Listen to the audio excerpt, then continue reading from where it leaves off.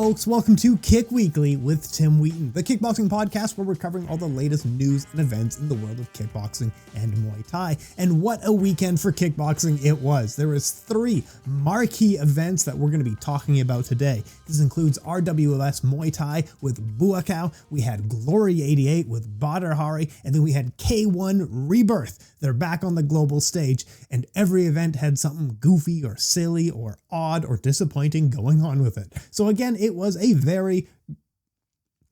weekend for kickboxing. And you know what? I'm not going to bury the lead any further. Let's start right at the top with what happened at Glory 88 with Badr. Badr versus James McSweeney was at the top of the card in the main event, and it was going to be a qualifier for the Glory Heavyweight Grand Prix. Whoever won would go into the Grand Prix later this year. On Friday before the fight, so the fight was Saturday, on Friday, there was a tragic 6.8 earthquake in the nation of Morocco. There's thousands of people missing. There's thousands of people who have passed away. It's an extremely tragic, and sad event that has happened to the nation of Morocco, a country that I've visited quite frequently and a nation that I love. But this isn't about me, and I'm not going to make it about me, but my heart is with Morocco and those there. Due to the events, Badr stood in the ring just maybe 45 minutes before when his fight was due and said, emotionally, I can't do this. When we are still searching for bodies in Morocco, given this state, given how I'm feeling, he can't continue. And he canceled the fight right then and there. Honestly, I'm not going to talk about this too much. I think if you are in an emotional state where you feel like you can't be in a fist fight, then yeah, that's probably fair. I think that's completely reasonable. A fist fight is a very dangerous place to be. A kickboxing fight, a boxing fight, an MMA fight, a Muay Thai fight. These are very, very dangerous places to be. And if you feel like emotionally I can't do this, fine, no big deal. The fight itself was canceled, and Glory had announced that all of the profits from the event will be donated to a charity in Morocco. The exact phrasing, Badr has withdrawn from Glory 88 due to compassionate grounds surrounding the Moroccan earthquake disaster. Glory respects his decision and will donate all profits from the event to a charity in Morocco to help with those affected. You see a lot of differing opinions on whether or not this was the right move. Glory is taking quite a lot of heat in their own Instagram and Twitter posts from some fans who really wanted to see the fight or were disappointed that it was canceled after broadcast or as the arena was filled and tickets weren't refunded. It's hard to plan for these things. There's not a playbook for these kinds of things. It's a very difficult situation. But honestly, if Badr didn't feel like he could fight, then he probably couldn't. There's not a playbook for when these kinds of things happen, and they are unprecedented and they are tragic. And I'm not going to talk about the exact situation so much, but I will talk about something in parallel to it. I will talk about an apples to apples comparison, and then you can kind of get what I'm getting at. Because sometimes it's not always about the words spoken. Sometimes it's about the words that we didn't say that are more important. Let me talk about something else for a little bit, and then you kind of get what I'm getting at here. So I don't want to talk about Badr and Glory Kickboxing too much, but let's talk about something else that happened in parallel. So on Saturday in Morocco, there was meant to be a football match featuring Liberia against the Moroccan national football team. And of course, as the event was in Morocco, it was canceled. And following a national tragedy, a natural disaster, it makes sense that some of these players were feeling extremely distressed as they are all born and raised in Morocco. They probably have family or friends who are almost certainly affected by this absolute tragedy of the earthquake. So they did cancel the match. And what did the players do instead is they went and donated blood to the relief efforts. Not only that, another team who was in Morocco at the time, the national team of the Gambia, also donated blood at the same time to help those affected. The Moroccan national team played a game on Tuesday night in France, and it was against Burkina Faso. And this is where you can see the beauty of sport really coming together. All of the players on the Moroccan football team had agreed that their entire amount of pay will be donated to relief efforts from the earthquake. Not only that, but the arena itself said that all ticket sale revenue will also be donated to the Moroccan earthquake relief efforts and charities that are in need. Not just profits, but revenue as well. And then we can see the magic of sport really in action through this matchup, because Morocco is a nation currently in mourning and they need a win. The Moroccan national football team won their match and became an inspiration for a nation who needed something to uplift them. They became an icon. They became a symbol of victory. In a country who was suffering, a country that needed a victory, they found the victory through sport. And now that is the beauty of sport. And you can see in the audience, some people are crying for how important this moment was. Before the match, all of the fans sang together. They sang a prayer together in unison. Sport has a way of bringing people together in times of tragedy. And they found their heroes. The Moroccan national football team is their symbol of victory. The Moroccan national football team are their heroes. These people donated all their money. They donated their own blood. And then they won the match when the country needed them to win the match. What an uplifting story. What an incredible story. And it couldn't have been easy for these young men. Like I said, they almost knew friends and family who have been affected by the earthquake. It is such a risk for them to take on this match, and it is incredibly brave and strong of them to put their heart on the line, to put their athleticism on the line, and try to win for their country. Here's the statement directly from the team itself. "We share your pain and we stand by you. The players and technical staff of the national team." Oh, so it wasn't just the player pay. It was the entire team and staff included donating their pay to the relief efforts. Sorry, I'll start again. "We share your pain and we stand by you. The players and technical staff of the national team will donate all of their match bonuses. Our hearts are with the victims. We promise you more humanitarian initiatives. Our Morocco unites us." What a story of unification. Donating money, donating blood, and becoming an inspiration when the country needed a victory, when the country needed it most. Morocco, stay strong. Our hearts are with you. Now on that, it's a little bit tough to move forward, but let's give it a shot. Also at Glory 88, live from Paris, France, was Tiffany Van Soest having her retirement fight.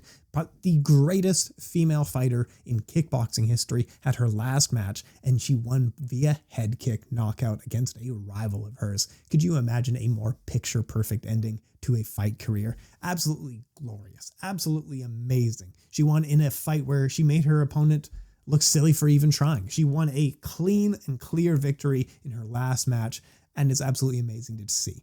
34-35, she has an incredible legacy to look back on, and she should be highly, highly proud of the career that she has built. Whatever is next for her, I know that she has said that she wants to do something where she's not hurting people. Whatever it is, we stand by her. Glory Kickboxing has only had, I think, 3 fights in this division over the last 12 months, so what they're going to do with the division, I'm not entirely certain at this point. They could sign a ton more international fighters. They could close the division for all we know. It's not entirely clear what's going to happen with it.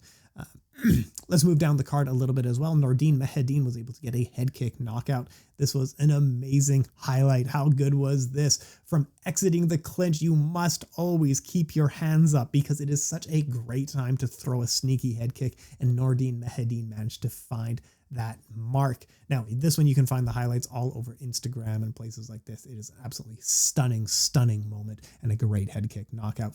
Now, Ștefan Lătescu, I told you, keep your eye on this guy. He is going to be a future champion in this division, and he came in outsized and still came away with a nice victory. I think he's only 21 years old and already going to be ranked in this very competitive division that they've been trying to build up for quite some time, and it's great to see. Now, his opponent, Pascal Touré, is clearly a skilled and talented, a highly touted Muay Thai fighter from the nation of France. I think he'll be a highly decorated Muay Thai fighter from the nation of France. Yes, I think he'll be a UFC heavyweight champion in just a few short years. No doubt about that. Glory 88 overall was actually a pretty great event. I mean, in the main event, you had Tiffany Van Soest getting a head kick knockout. You had Nordine Mehedine getting a head kick knockout. Almost every fight on the card was a ton of fun to watch. So if you get a chance to see all these fights, definitely sit down and enjoy them. As for Badr and James McSweeney, we didn't get the fight, but it wasn't a fight that any of us were clamoring for. In 10 years, you're not going to look back on that fight and think, oh, I wish I just saw that fight. What would have happened in that fight? It's okay. None of us, it was okay. If it never happens in my lifetime, it's okay. Don't worry about it. Both of those men can retire tomorrow, and it doesn't change what their legacy looks like. Both of those men could fight in the future if they want. They could retire now. It's okay. It's okay. All right, let's move forward into K-1 ReBIRTH and ReBOOT. This was K-1 really looking to make its mark on the global stage once again and try to find some of that magic that made it one of the biggest combat sports organizations on earth. Even to this day, K-1 still holds the record for the most viewers on any combat sports fight in history. There's some of their New Year's shows we're getting upwards of 20 to 30 million viewers, and those records still haven't been broken. Even Pride FC's biggest fights were the crossover fights with K-1. The Dynamite shows were absolutely electric, and they were massive. So K-1 was once one of the biggest sports organizations on earth, and now they're trying to get back into that. They're trying to find some of that magic once again, and the ReBIRTH was the first show for that. Now, in Japan, I can't entirely speak for what the promotion looked like or what the press releases looked like going in or anything like that. But for the English side, it was okay. There could have been a little bit more. They were on DAZN, which was pretty cool. That's all right. That's kind of legit. Good for them. And then it came out a little bit later that K-1 wouldn't be on every country on DAZN. Okay, that's fine. Those countries can watch it on Fight TV and they can buy it. There's even a replay option. So if you buy it, you can watch it later. That's great. I don't have to watch it live. That's very cool. And then it came out later that it would not be on Fight TV and it would not be on DAZN, but there was no news given. Just an hour before the event, a tweet went out from their English account saying you can watch this on YouTube for free. It's not going to cost you anything. So you can stream K-1 live on YouTube. And then the event went live. You could watch it live, and that's cool. And then the video was taken down due to a copyright strike. So maybe in the next few weeks, you can get the chance to watch some of these fights. But it was a one step forward, one step back kind of thing. We'll see where they go from here and what their plans are for future broadcasting. When I was in university and studying marketing, there's top-down marketing and there's bottom-up marketing. And from the media side, I can say that I think K-1 needs a little bit help with the bottom-up marketing in terms of things like really getting access for press releases or mailing lists for fans.